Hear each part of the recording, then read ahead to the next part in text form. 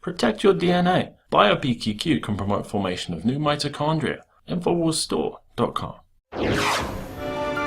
Well, in a historic decision today, the Pentagon has announced that it's lifting a decades-old ban regarding transgender military service personnel.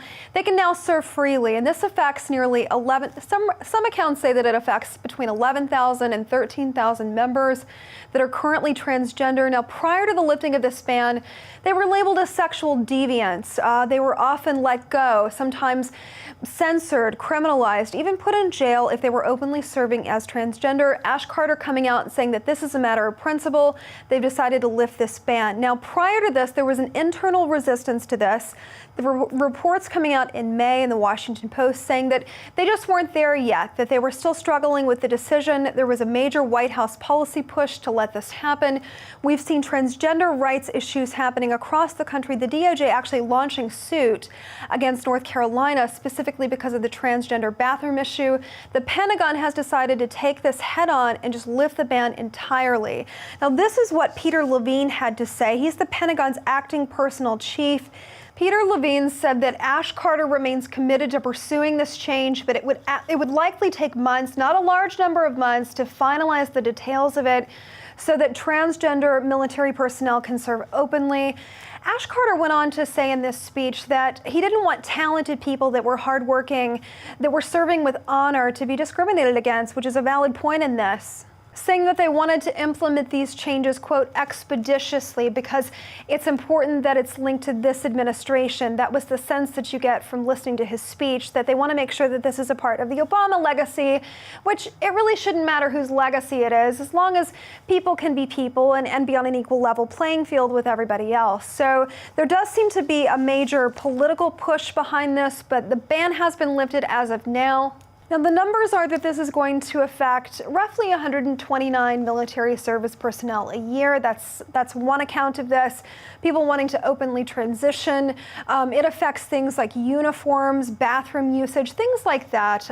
If someone is transgender and they want to use a different uniform, they're allowed to do so at this time.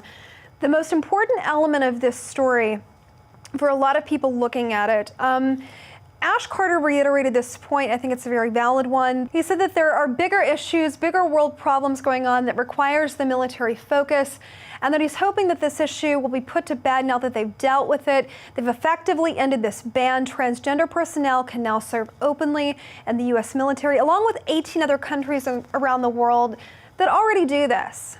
I'm Margaret Howell reporting for Infowars.com.